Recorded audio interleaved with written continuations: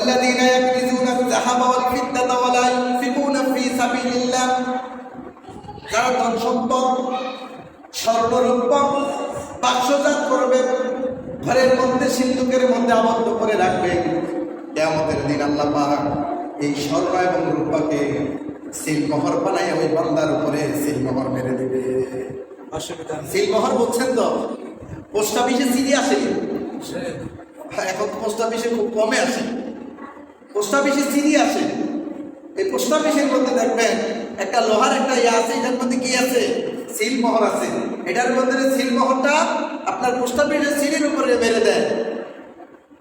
এই সিলমোহর কিয়ামতের দিন অনেক বান্দা দেখবেন দুনিয়ার মধ্যে ধন সম্পদের মালিক ছিল, যাদের টাকা পয়সার অভাব ছিল না, ব্যাংকে টাকার অভাব ছিল না, বসুন্ধরাতে বাড়ি ছিল, গোলশানে বাড়ি ছিল, বনানীতে গণেশতে বাড়ি ছিল। কিন্তু দেখা গেছে এতেকালের পরে আপনার একটা অ্যাম্বুলেন্স দিয়ে বাড়িতে আসছে, আত্মীয় স্বজন সবাই রয়ে গেছে। আমাদের দেশে মনে হয় চিত্রগুলো চোখে আসে না, আসে না, চোখে আসে। দেখা গেছে কবরের নামানের মতো লোকগুলাও খুঁজে পাওয়া যায়। তখন কারা যায়? গ্রামের যে স্বাস্থ্য ভাই, জ্যাঠতো ভাই, সমবয়সী ছোট্টবেলায় লেখাপড়া করতে গিয়া জোরে গেছে যে ছেলেগুলা গরিব অসহায়, এদের অন্তরটা কাঁদে, আরে বন্ধু তোর সাথে লেখাপড়া করতে পারতায়া আমরা লেখাপড়া করতে পারি নাই, তুই হয়তো ভালো শিক্ষায় শিক্ষিত হয়েছিস, ঢাকা শহরে আজকে বাড়ি গাড়ি করেছিস, কিন্তু শেষ সময়টা আজকে আমাদের গুরুস্থানে আইসেই কি দাফন হচ্ছে কিনা বলেন? তখন এই গরিব মানুষগুলা দেখবেন কবরের মধ্যে বেশিরভাগ কাজ করে। আমাদের সমাজে আপনি একটা লোক দেখাইতে পারবেন না চেয়ারম্যান সবাই একটা কবর করছে, আপনার এলাকার একটা চেয়ারম্যান আপনি দেখাইতে পারবেন না যে আমার গ্রামের চেয়ারম্যানের কর্মী মারা গেছে, চেয়ারম্যান এক কবর করছে। পরে কারা? গরিব মানুষগুলা, যেগুলা খাবার ছিল না ঘরে, বাদ নাই, দিনের 500 টাকা রোজের চিন্তা করে নাই।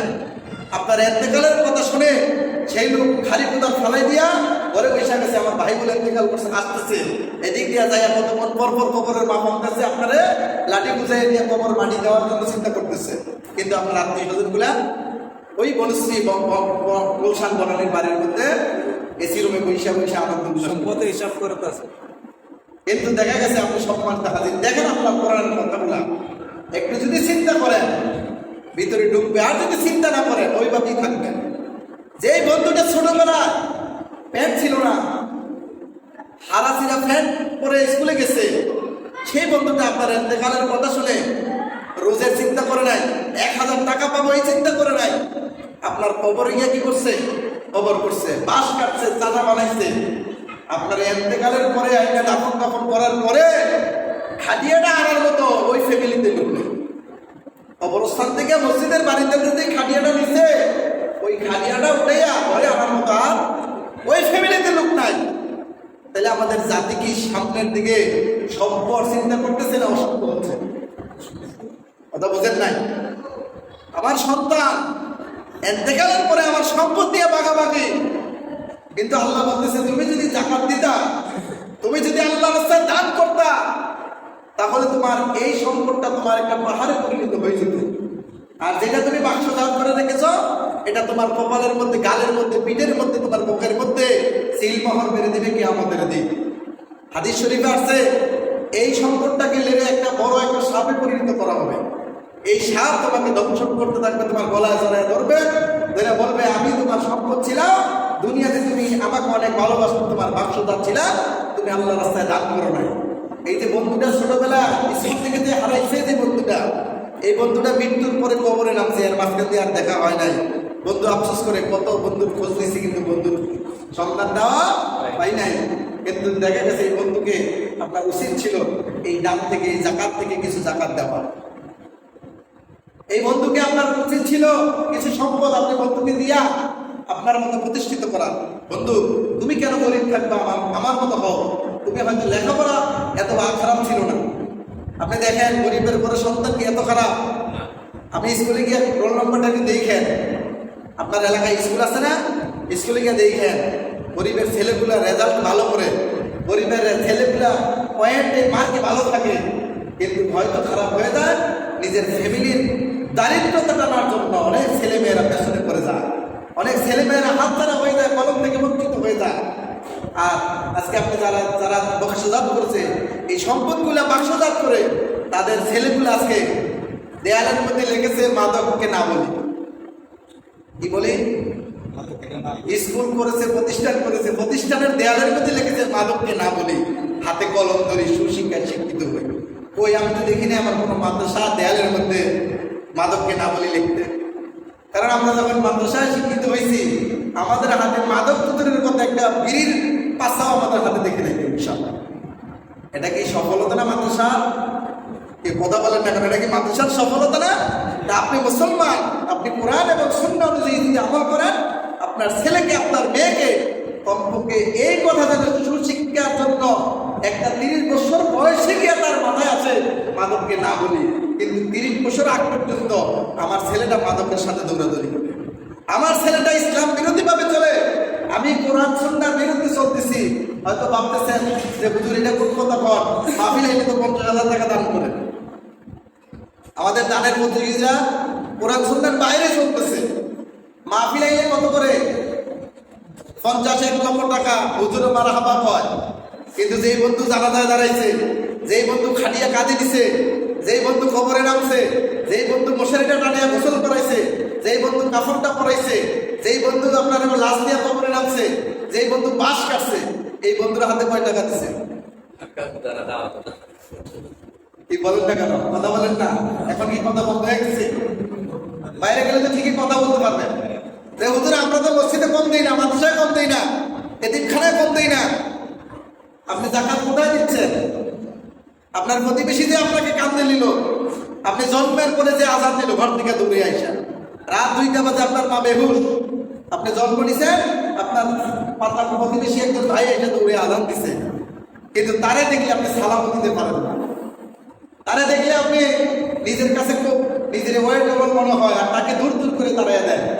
হ্যাঁ ঠিক আছে, নিজের বাড়িতে দাওয়া, ওই পাশের আরেক বাড়ির বন্ধু সমবয়সী না, টাকা পয়সার মালিক, ফটা তাকুল ফুলকলা গাছ, সারা দাওয়াত করে আপনার বাসায় আছেন, কিন্তু আপনার যে বন্ধু আপনার বিপদের সময় আপনার সন্তানের আজান দিল, সেই বন্ধু আজ দাওয়াত দেবে। যাওয়া জাকাত গুলোকে আমরা সঠিকভাবে দিচ্ছি বলে? মাদ্রাসায় দিচ্ছেন 50,000 টাকা, মাহফিলে দিচ্ছেন 1 লক্ষ টাকা মারহাবা নেওয়ার জন্য, কিন্তু জাকাতের যে খাত, আল্লাহ যে জাকাত দেওয়ার যে কথাগুলো বলেছেন, ওই জাকাত যদি না দিতে পারেন, আল্লাহর কসম করে বলি আপনার জাকাত পরিপূর্ণ হক আদায় হবে, আপনার এই জাকাত হবে না আল্লাহর কাছে। কিন্তু দেখা গেছে আমরা বছর কি বছর চলতেছে, কিন্তু আমাদের সমাজের চিত্র কি পরিবর্তন হচ্ছে? কারণ কি পরিবর্তন হচ্ছে না কেন? হয়তো একসময় দূর দিয়েছিলাম বাবা মারা শিক্ষিত না, দাদারা এত শিক্ষিত না, নিজেরা তো অনেক শিক্ষিত হয়েছে, সমাজটা এখনো পরিবর্তন হয় না কেন? নিজেরা তো অনেক টাকার মালিক হয়েছে, দাদারা ফরমের জোতা পাও দিছে, ফরম পাও দিছে, এক জোড়া স্যান্ডেল কিনছে, রাবারের স্যান্ডেল প্রথম বাইরে হলে স্যান্ডেল কিনা ঘরে নিয়ে রাখছে, তুলিয়া রাখছে, এটা বেয়ার বাড়িতে যাবে, কোথাও আত্মীয় স্বজনের বাড়িতে যাবে, একজনের শার্ট করে 3 ভাই বিয়ে করছে, এরকম চিত্র আসেনি সমাজে মানুষের। কিন্তু দেখা গেছে আপনি হয়তো অনেক আপডেট হচ্ছেন, আপনি দেশকে অনেক উন্নত করছেন, চরিত্রটা কতটুকু ভালো হয়েছে? চরিত্র কতটুকু ভালো হয়েছে? তার কারণ হচ্ছে আমরা কোরআন সুন্নাহ অনুযায়ী নিজের জীবন পরিচালনা করতে প্রস্তুত না। এতেকালের পরে দেখবেন এই লোকগুলা মহা করে কাঁদবে আর বলবে, আয় রব আমি কি করলাম আমার জীবনটা, এইভাবে আমি যদি আল্লাহ কোরআন অনুযায়ী নিজের জীবনটাকে সাজাইতাম বুঝাইতাম, আমার আজকে আর এই দূর অবস্থা হয় না। আমাদের দেশের কাছে মহামারী আপনি দেখেন, চতুর্দিক থেকেই মহামারী, আমরা মাইন্ড করে না, আমরা অন্য আমাদের দেবিদ্যার থানা থেকে আপনাদের পরিশ্রম থানা, আমরা সব জায়গায় গর্ব করি যে পরিশ্রম থানা অনেক সভ্য, অনেক ভালো মানুষ, আলহামদুলিল্লাহ বলতেন না? এটা আপনারা খুশি করার জন্য বলতেছি না। আপনি পাশাপাশি এলাকা, আপনার বাড়ি আবিদপুর আর পাশাপাশি এলাকা ছোট না, আপনি ছোট্টার মানুষ আর আপনারা মানুষের মধ্যে পার্থক্য আছে। কিন্তু আজকে দেখা গেছে আমাদের সমাজে এই যে পাশাপাশি ভাইরাল এরকম ভাইরাল দেখা গেছে সমাজের ভিতরে ঢুকে গেছে। সাধারণ মানুষ ভুল হয়, সাধারণ মানুষ অসহায়, বন্ধুর খবর নেয় না, ক্লাসমেটের খবর নেয় না, জাকাত উপযুক্ত পাওনা যে ব্যক্তি সে জাকাত পায় না, জাকাত পাচ্ছে কারা? বড় বড় রাজ্যবলগুলো পাচ্ছে আর তারা ভোগ করতেছে। এই যে কিছুদিন আগে জাকাতের কাপড় দিতে যাইয়া ঈদের সময়, রোজার ঈদে পাড়া ভরে মানুষ মারা গেছে। লজ্জাজনক কথা, জাকাতের কাপড়, জাকাতের টাকা 150 টাকা দামের কাপড়ের জন্য জাকাত। জাকাত দিবেন কেউ যেন টের না পায়। আর আমাদের একটা ফেসবুক এখন হয়েছে, জাকাত দেওয়ার সময় একটা লুঙ্গি দেওয়ার সময় সাথে 2টা ভিডিও নিয়ে যায়, একবারে কি করে ভিডিও ফোকাস করে কইরে সেটা একেবারে এবারে দানবের সাথে, দানবের সাথে। কিন্তু আপনি দানবেই সাজলেন, যেই ফ্যামিলিটারে আপনি একটা লুঙ্গি দিলেন, হাতে একটা কাপড় দিয়ে দানবে সাজলেন, এই ফ্যামিলির আত্মীয় স্বজনের কাছে যদি ওনার ছবিটা দেয়, ওই আত্মীয় স্বজনগুলা লজ্জিত হয় কিনা বলেন? কথা বলেন না কেন? লজ্জিত হয় কিনা? তাহলে আপনি যে মুসলমানের মান ক্ষুণ্ণ করলেন, আপনি যে মুসলমানের ইজ্জত দিয়ে ছিনিমিনি করলেন, কিয়ামতের দিন আপনি কে জবাব দিবেন আল্লাহর কাছে? একটু মাথায় চিন্তা নিয়ে ছবি একটা উড়াইয়া ফেসবুকে দিচ্ছেন, আপনি শ্রেষ্ঠ হয়ে গেছেন এটা মনে করিয়েন না। ওয়াজটা তো বেশি ভালো লাগবে না, কারণ সুরমুর দিয়ে যদি ওয়াজ করে তাহলে সবাই পছন্দ করে না। হুজুর ঠিক আছে, এটা হক কথাগুলো তো প্রত্যেকের গায়ে গায়ে লাগবে, দেখবেন একেবারে কলিজা পর্যন্ত সেন্ট হয়ে যাবে, মনে হয় যে ডিল মেশিনটা চিন্তা করছে, ব্যথা করবে। কিন্তু এরপরও হক কথা মেনে নেবেন। না মানতে পারলে আপনার কপাল খারাপ, না মানতে পারলে আমার কপাল খারাপ। আমি আমার হক আদায় করতে পারি না, জাকাত কাকে দেওয়ার কথা দিতে পারি না। জাকাত দিবেন তো সঠিক জায়গা, কথা বলে জাকাত দিবেন তো যারা দেয়, আর যারা দেয় না তাদের কপালে তো বদনসিব, তাদের কপালে তো সিলমোহর মেরে দেওয়া হবে, তাদের হাতের উপরে, বুকের উপরে, পিঠের উপরে সিলমোহর মেরে দেবে। ওই দিন বোঝা যাবে জাকাতের আযাবটা কি হয়, ওই দিন বোঝা যাবে দান সদকা না করার কারণে তার শাস্তিটা কি হয়। যারা করে তাদের জন্য ওয়াজ, যারা করে না তাদের জন্য ওয়াজ নেই। আমি তো মানি না আমার তোমার ইসলাম কি, যে মানে তার সঙ্গে ইসলাম। ইসলাম কি শান্তির ধর্ম না? শান্তিটা কখন হয়? যে মানে, যে ফ্যামিলিতে ইসলাম মানে এই ফ্যামিলিতে কি শান্তি। যারা মানে না তাদের জন্য কোনো শান্তি নেই। মসজিদেও দেখবেন তাদের অশান্তি, মসজিদে এসেও তারা শান্তি পায় না। তো মসজিদে আইলা হুজুরে আমারে, বাড়িতে তো শান্তি পায় না, মসজিদে এসেও কি অশান্তি। আসলে দেখেন মানার বিষয়টা আপনার সবচেয়ে বড়। আপনি যতটুকু জানছেন এতটুকু মানেন। আপনি তো এটুকু জানছেন জাকাতটা কমপক্ষে আপনার প্রতিবেশী এবং আত্মীয়কে প্রথম দিবেন। জাকাতটা কারে দিবেন? যাদের সম্পদ আছে, যাদের দেওয়ার মতো তৌফিক আছে, তারা প্রতিবেশী এবং আত্মীয়কে দিবেন প্রথম। কারণ আপনার ইন্তেকালের খবরটা শোনার পর দৌড়ে কে আসে? আপনি দেখেন ঢাকা শহরে 5 তলা বাড়ি, 5 তলা, প্রতি তলায় 10-20 জন করে সদস্য আছে। ইন্তেকাল করছে, কেউ কারোর জন্য অপেক্ষা করে না, প্রত্যেকের ডিউটি আছে, চলে যাচ্ছে অফিসে। আপনার বাড়িতে একটা লোক বড় গ্রামে আজও পর্যন্ত আপনি দেখবেন বাড়ির সব মানুষ জড়ো হইয়া বইসা খাবারের আয়োজন করতেছে। এক শ্রেণীর লোক মেহমানদারি করবে, আরেক শ্রেণীর লোক কাপড় কাটতেছে, আরেক শ্রেণীর লোক গোসল দেওয়ার জন্য ব্যবস্থা করতেছে। তা আমাদের সামাজিকতা আজও আমরা শহর থেকে গ্রামের তারা অনেক শ্রেষ্ঠ আছে। কি বলেন? শ্রেষ্ঠ আছে কিনা? কিন্তু দেখা গেছে শহরে একই বাসায় 2 ভাই বসবাস করে 10 বছর যাবত কারোর সাথে কারো দেখা হয় না।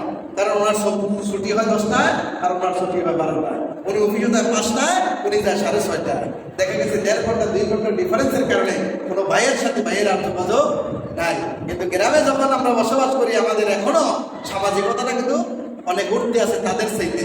হয়তো শিক্ষা দীক্ষা আমরা যদি পেছনে যাই, অর্থনৈতিক যদি আমাদের কমও থাকে, আল্লাহ কোরআন অনুযায়ী আমরা কিন্তু সামাজিকতার দিক থেকে শ্রেষ্ঠ স্থানে আছি। আলহামদুলিল্লাহ বলেন। আলহামদুলিল্লাহ আমাদের সবাইকে দ্বীনের প্রতি সঠিকভাবে জাকাতের যে বন্টনটা, মাসারিফুল জাকাতের যে বিচার ব্যবস্থাটা আমরা যদি সুন্দর করে সুন্দরভাবে সঠিকভাবে জাকাতগুলো প্রদান করতে পারি, আল্লাহ আমাদের সবাইকে তৌফিক দান করো। আসসালামু আলাইকুম ওয়া রাহমাতুল্লাহ। আমরা